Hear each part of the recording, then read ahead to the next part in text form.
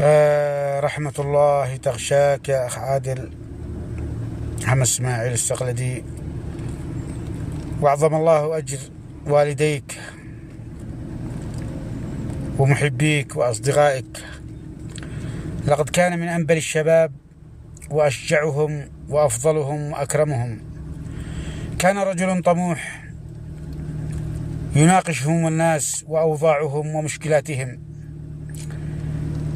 كان لا يتفرد بشيء ولا يهمه مثلا أمر آخرين، وإنما كان أمر الناس جميعا كان يفكر به ويناقش فيه ويحاول أن يصنع الحلول لكل المشاكل والمشكلات.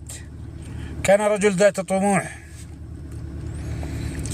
كان إنسان أكثر أخلاقا ودماثة وابتسامة.